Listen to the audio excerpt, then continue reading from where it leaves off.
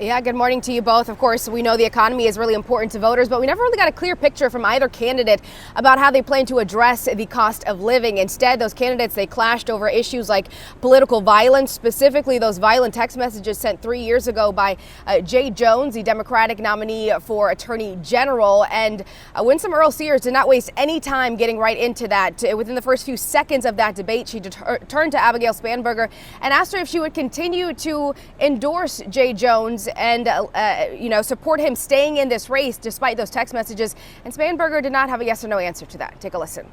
The comments that Jay Jones made are absolutely abhorrent. I denounced them when I learned of them, and I will denounce them every opportunity I get. The voters now have this information that was withheld for them. You're running to presumably for Ms. political Earle-Sears, reasons.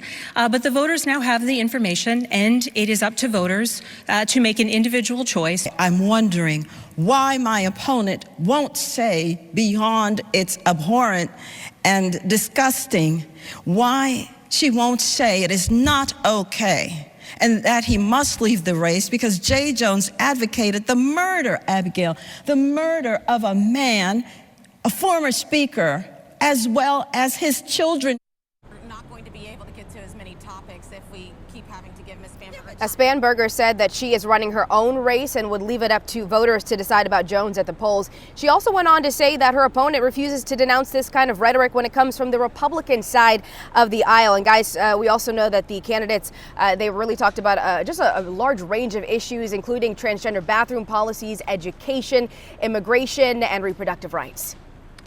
Marcella, before we let you go, let's talk about the ongoing government shutdown. No doubt we are in day 10, and we know that the Senate is not due to come back to Washington, reconvene until Tuesday. How did the candidates address that issue? Because it's having a substantial impact on many Virginians in our area.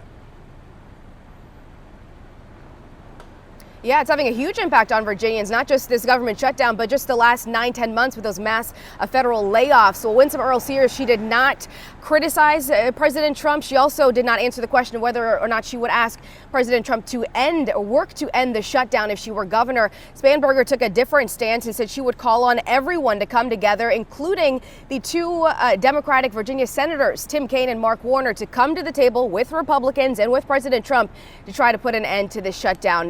But, all in all, this was really a contentious night, a contentious debate with a number of interruptions on Winsome Earle-Sears' part.